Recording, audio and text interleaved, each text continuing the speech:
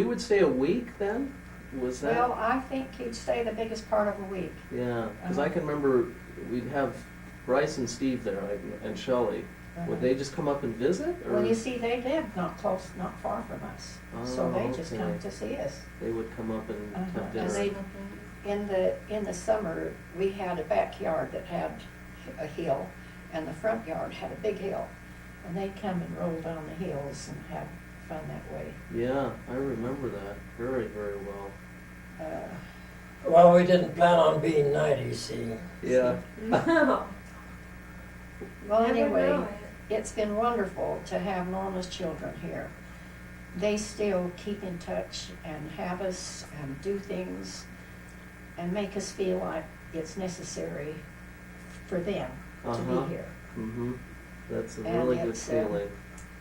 But of course, you and Terry were kind of special kids for us. And then Terry spent 9 months here with us when she was going to school. Yeah, I'm glad you reminded me. I wanted to ask you about that, because to this day I cannot believe that Dad shipped her off like that. Well, And he just called us and told us she was on the plane and for us to meet it. The reason I could say that, I remember stopping for gas once with Terry sitting by me. Oh. And The boys all fell for her. the next time I went for gas, who was that girl sitting with you? Listen, tell him Oh. about the time that I was on a conference and you took her to the knife and fork dinner. Oh, well, yeah, actually, Paul and I belonged to a club called the Knife and Fork, where we would That was a very aristocratic. we'd have dinner at the hotel, and usually a right good speaker. Yeah. And all was away. And I don't know how Terry scared up a dress for the situation, but Well, it wasn't too appropriate, but she made it appropriate. yeah, she sat by me and with all our friends at the same table, and she passed very well on everything. Well, that fellow Yeah. that sat next to her was a very intelligent visitor. Do you remember who it was? I don't. But it was a visitor for the evening, and they just conversed. Paul said just like she was his level. Yeah, is that right? She could just carry it right off. That's Well, yeah, I got by very well with that. And we had a very fine speaker. I think it was a woman this time. I don't remember just who, but anyway, I took Terry to the hotel and Very proud to have her. yeah. Oh, that is funny. I might have heard about that, but I didn't remember hearing about it at all. Well,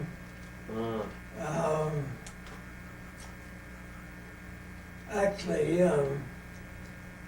if Terry was trying to learn something, she wouldn't have to work on it as hard as you do. Yeah. Uh-huh. Now, I want to say we certainly felt good to having you up there and going through school and all the things you did, and you ran one of the, what do you call them, a dormitory, Yeah. and you ran one of the floors of the dormitory. Yeah. I remember. Well, we just got talking about this last night with Catherine, because she was telling us what a hard time Rachel's had her first year of being away. And I told her, I said, don't feel too bad, because actually I can remember that first year of mine up on University Avenue being the hardest year of. Well, do you know the gentleman who took charge of the building that you were in called me. Oh, is that right? He said, you better come up and see this Mike. He said, I'm worried about him. Is that right? And I that don't was, think I knew that. you see, we helped you get a little furniture together to go up there. I remember, and He couldn't get you out of bed. is that right? And he called me and I went up. That's But, funny. I did. I had a real hard time, and I was telling Catherine, I remember coming home from, I don't think I met more than 3 people that whole year. because there was no way to meet him. I just went to class and came home to that apartment. But I remember coming home, I don't remember how many times, and you'd have that little package on the doorstep there. Homemade soup, homemade bread, some type of, dessert, banana bread or something like that. And I just... Well, you see, my memory has shot. That sounds like a lie to me. Oh, no! He's told me many Yeah, times. That was those were the small highlight. things that carried me through, and being able to, as I told Catherine last night, to have dinner with the family, and probably like, to you, Yes. didn't seem like that often, but when I'd come over, or we'd go over to Charles's, or Bryce and Camilla's especially, it was, Well, that was the first year, but then I was on the general board and we traveled a lot, and it kind of quit. And I always felt bad about that. I guess I shouldn't bring this up, but your girlfriend Sandy came up to the U too. yeah, and that was a part of the problem. I Well, remember. that was the problem, I Yeah, think. yeah, I think that was a big part of it. Yeah. Well, she joined the sorority and you didn't go with a frat, Yeah, which always separates people. yeah. As it did me. Well, I can, to this day, I told Marla this, I can remember sitting in my apartment on a Saturday night, hearing the sorority parties out my window and having nothing to do, and it just, I was in sad shape. But it was, actually, I think it built a lot of character, and from there, the next 3 years were the best 3 years of my Well, life. I'll tell you, you never have a bad experience that you don't learn a lot from it. Yep, And that's I've exactly had right. to face that, and I think that, you see, well, we won't get into that. Well- It's hard, life is hard, but you learn from every experience, and I guess the harder it is, the more you learn, the more you Mhm. learn to accept. Well, the time you surprised us was your last year when you graduated, and you graduated cum laude. Yeah, magna cum laude. Yeah. We had no idea that you were in that category. I'll never forget sitting in the row, and I leaned out like this, and your dad was going like this, and tears were dropping on the floor. We both talked about that, because he did the, did you notice he did the same thing at the wedding? Is that so? Oh, he Oh, he was was sobbing at the wedding, and there's only 2 or 3 times I've seen him like that. One was the graduation, one was the wedding, and that was really the only 2 come to mind. But yeah, Yeah, and I thought, well, he has a heart, but he doesn't use good sense once in a while. yeah, that's right.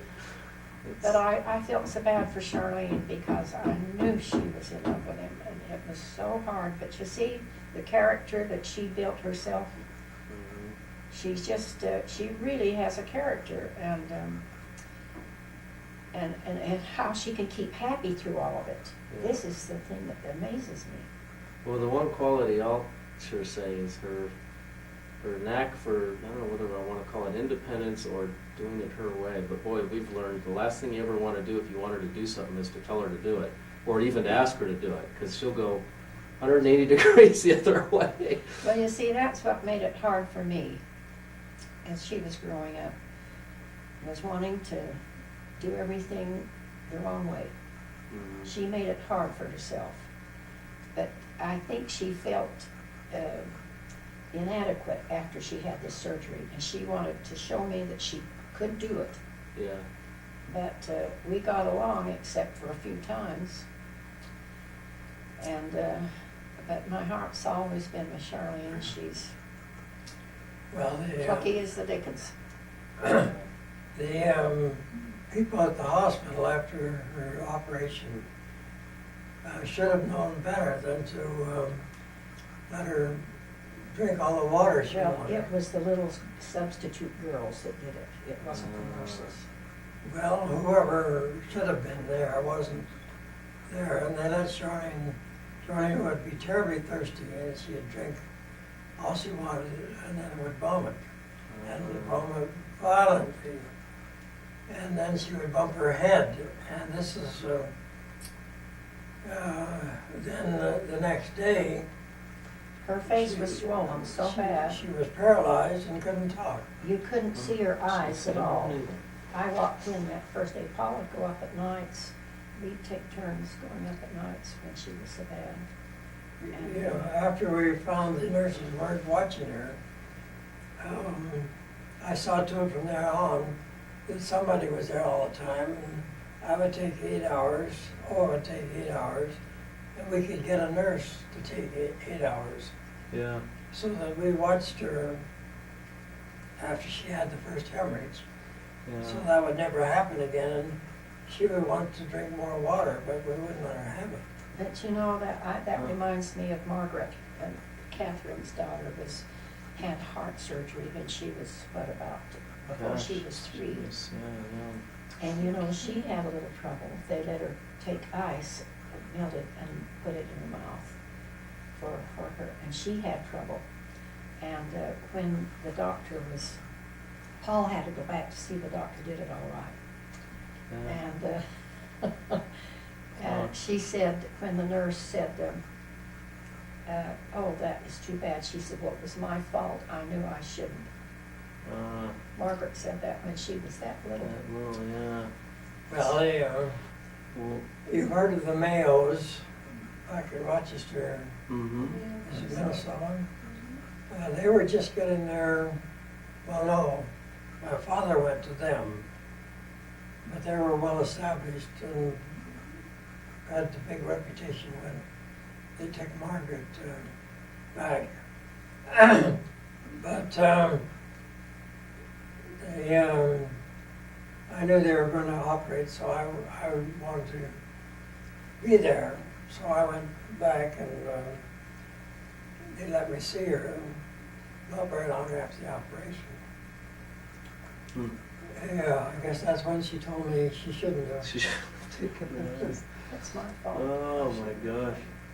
Well, let me ask you a question, both of you.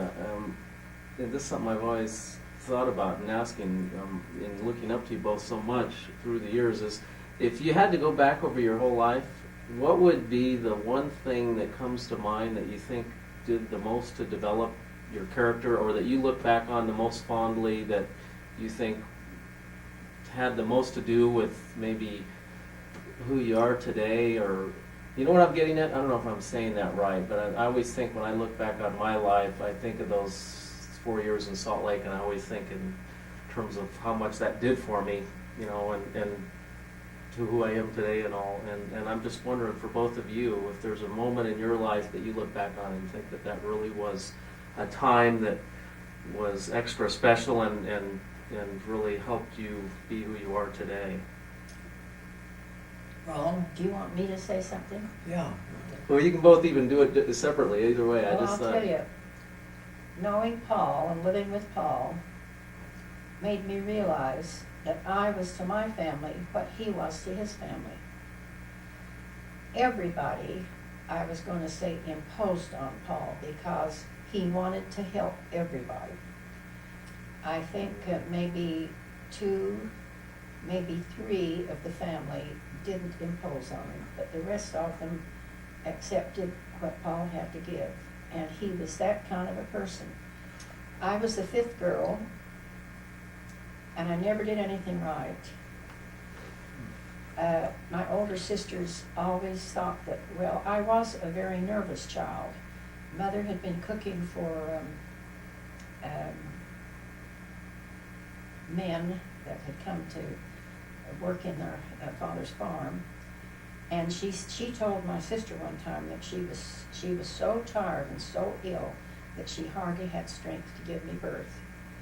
And I was a very nervous child. I remember when I was about 6, I wouldn't be able to sleep at night. And this crippled aunt of ours used to come and stay with us quite a bit. And she took a wet towel and put it around me. And then in that time, they didn't have anything but oilcloth. You don't put oilcloth in. No. Well, it was a very harsh finish that the water couldn't get through. And then she'd wrap that around me, and then she held me so close to her that I just finally had to relax and go to sleep. So I've known that I have nerves all my life, but I think I've overcome a lot of it, but I still get nerves once in a while. And I used to try to do things nice for my older sisters so they would like me. Now Blake never liked me anyway. But the rest of them, Emma and I never had words in our lives. She was very mild and quiet. Mary loved me, but she loved her popularity more. Sue was my oldest sister who died just after she was 60. But she was the cutest thing, and she was always sweet with me after we grew up. But growing up was very hard. So I got used to helping them all when they got older. I still helped them. They could call on me anytime. My car belonged to Mary all the time she lived in Salt Lake. I mean, we both were that way. And then, of course, I had one brother that took advantage of me, but the rest of them have all been nice. But I think marrying Paul he gave me the only life I really had. Because at home, after Father died, when I was only, 8 or 10 years old, 8 years old. Oh, really? That young? And Mother was 37 and had 8 unmarried children. Oh, my gosh. And we were poor. But Father had built this beautiful home, and he was a bishop, and people that would come from England, he let them come and stay with us until they found a place. And so we had English people in our house all the time I was growing up, that would come and they'd find places. And then when Father died, she turned them into light housekeeping rooms, the upstairs. And we worked. If we read a book, Mother would think we were wasting time. She always had a job for us to do. Mother's life was so hard. If you ever want to hear of, it was just wicked the way those people had to live when they joined the church and came out here. My grandfather was sent to Idaho to settle the property up there to see what would grow and who would be good to go places. He did that for the prophet. And he settled 40 towns in Idaho. And then he sent a family of girls up there that he married to take care of them. Mm-hmm. And he had 39 children. Oh. And life was hard. All they knew was work. And so this is all we knew. We just didn't have a chance to study in high school hardly, because there just wasn't time to get Mother's house clean and cooking done and shopping done and study too. So I had to learn to study when I went down to the Y, and I guess I've studied more than any of the girls. But then when I married Charles, he didn't tell me he had diabetes until our plans for marriage. You knew. And it frightened me, and he was ill all the time. And then his father died, and he moved me up to live with his mother for a third of our marriage. So I have no life up there. And then we moved down, and he died in 4 months. And when I married Paul, it was the first time that I've really known happiness. It was just, he'd had this beautiful little home, and he was so good to the kids and to me, and so it's, and I've had problems, but he's had problems too.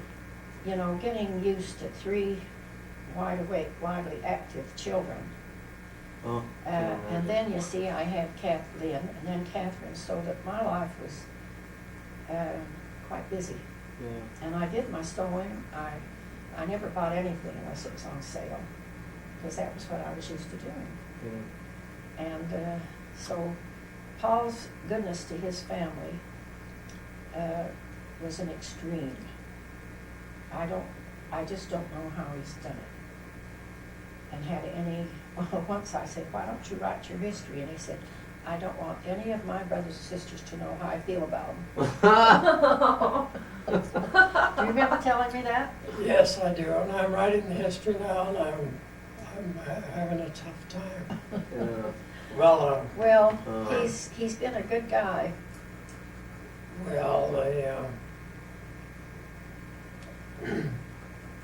In my life, to try to answer your question, actually, I had never intended to study law. And here in 1 week, maybe I've already told you that I'd worked out at Baldwin Radio after we'd had to sell the ranch. And the price of wool had gone from 40 cents a pound to 15. Mm-hmm. That's what can happen. And I was just I'd thinking taken that. this extension division in electricity and magnetism and liked it very much. Joseph F. Merrill was the dean of the School of Engineering. He's since been an apostle to the church. But this Aunt Annie, who had been such a godmother to all the family, had suggested that I try the law school. I was sure I'd be turned down. That's a crazy thing to say. And still go and apply. And then I found that they took me, conditioned that I have an average half a point above the required amount, required average.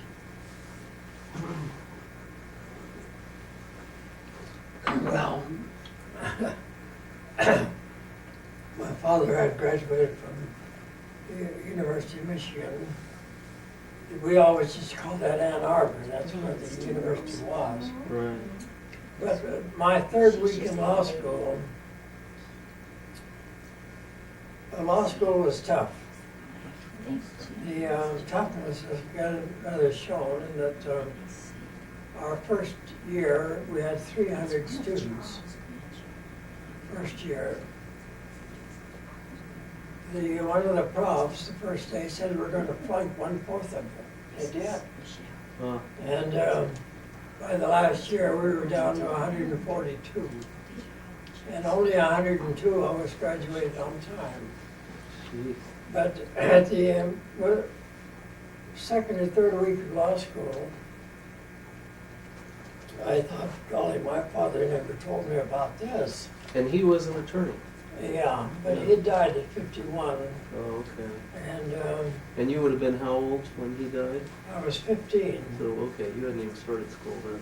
Yeah, the mother had 11 children, ages 1 to 23, when my father died. Oh, gee. And when he died, the price of wool was up to 40 cents. But within 5 years, I was down to 15, and we'd gone broke. But the law school was tough. Yeah. I don't know how it is with other schools, but they did flunk 1/4 of us. And I'm sure some of them quit because they had never intended to go full 3 years to law school. Yeah. But the last year, we were down to 142. And, when they posted those who graduated and who didn't, I was certainly very lucky, I felt, to have Yeah. my name. I was graduated. Awesome. But third year, third month, and third week in law school was where I decided I couldn't just go to law school. I had to prove something. Yeah. And from there on, I worked very hard in law school. And I feel like that was a great thing for me, and that to make it was a kind of a turning spot in my life. Yeah. Now, when I got home, though, actually Columbia was very proud that they would always place their graduates with some firm, law firm in the East. And I was interviewed by several offices, but then I decided I was going to come back to Salt Lake, so I gave that up. And but while I was away, before I went, my oldest sister Beatrice had been married. while I was away, the next three, Lenore, John, and Milt, all got married while I was away. Yeah. So when I got home, I was the oldest of the family. And, That's where you took on some responsibility. well, yeah, Yeah. mother's finances had gone very bad from the time my father died till then. And I managed mother's money, what she had. Yeah. But then I took this 5 or 6 years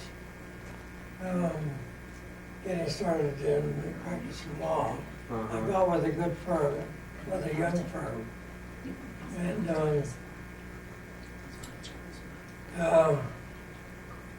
of course, having one time thinking I'd marry Oa before when I had her down to one of the school parties. And then once she got married, I gave all that up. Yeah. And then when her husband died, that was a shock to me. Yeah. I just, nobody knows. And I felt I should look her up, which I did. Yeah. Isn't that funny? And then I believe I say that getting a hold of myself and getting so I could make the grade in law school was one big thing to me. Yeah. I decided that you didn't have to like something to be able to do it. Right. And hard work would prevail. Yeah. That's. and it was a good lesson to me. Yeah.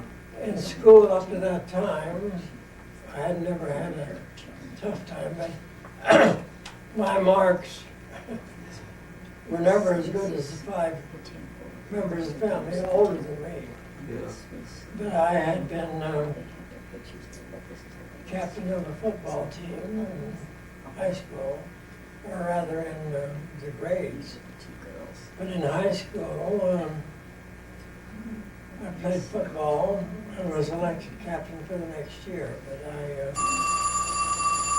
didn't go the 3 years, I didn't go the 4 years, only went 3. Yeah. But, so, getting into law school, and I'm going to say that in law school, I just couldn't think of flunking because my 4 older brothers and sisters had all gotten good marks and had no trouble. And I felt I couldn't face the family. Yeah. If I If you flunked. didn't. If you didn't. That was really an impelling motive. Sure. And Just curiosity, when you went to New York, then did you fly?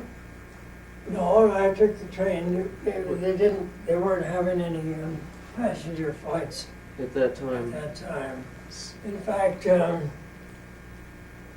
course, we'd had the First World War, at which they did flying. Right. Oh, okay. So this would have been what year did you enter law school? I went to law school in the fall of '23, 23. Wow. So they but would have been just a train.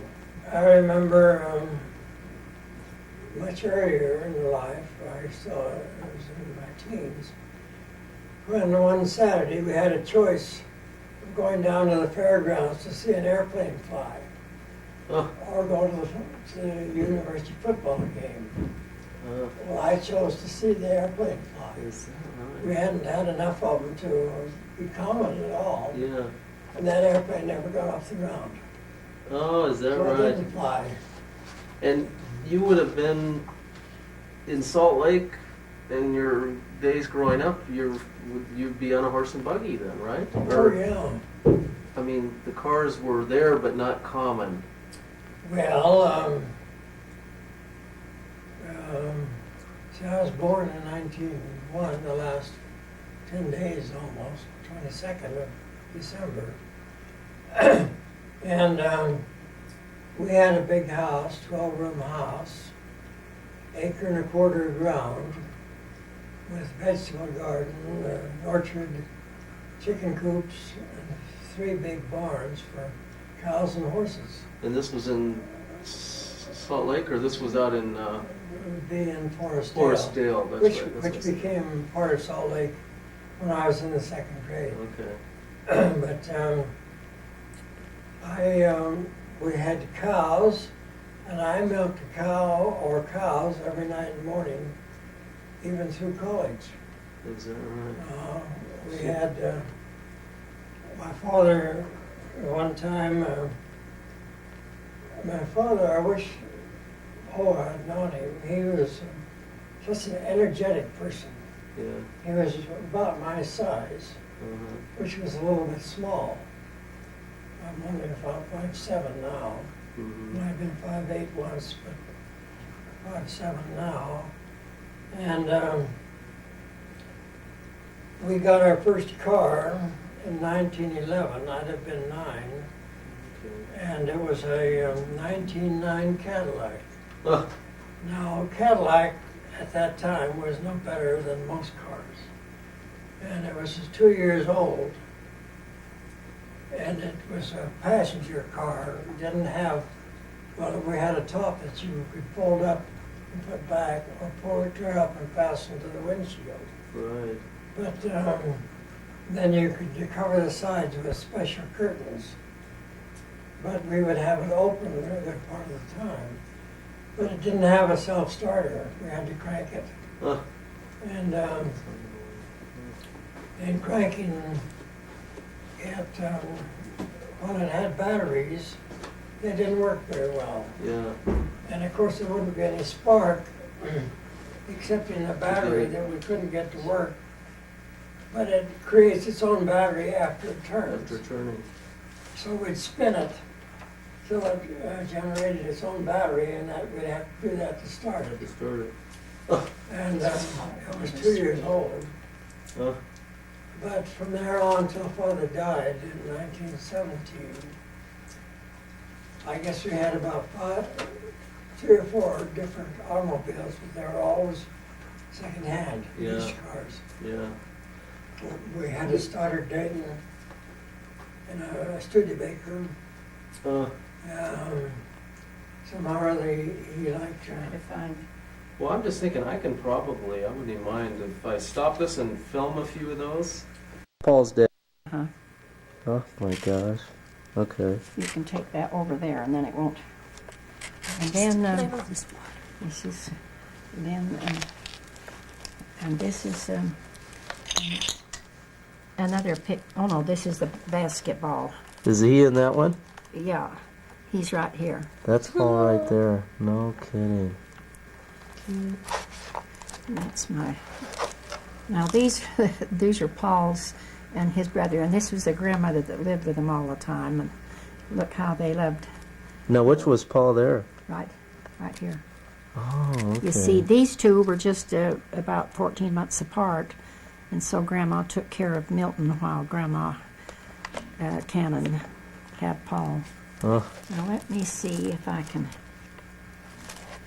find some of the pictures. I was going to tell you, this is our home on Oh. this is Who's in those? these are Lynn. Oh my gosh. When she was little. And this is us until Catherine was born. But you can't see the house. It's the cutest house. I go by there now and think, oh. Is this the Skyline house, or I'm confused? Huh? Which house is this? That's on Hollywood Avenue. Oh, That was when we Hollywood. were first Oh, married. okay. And let me see. Skyline is after. This is Paul and Catherine. And Catherine, okay. Now, and here's, let me see, this is a neighbor. And then here, I think this is such a cute thing. Grandma Cannon said, "Why do you braid her hair?" And I said, "I love the braids." Oh my gosh. She was so cute. And then when she got her bicycle, oh, how thrilled she was.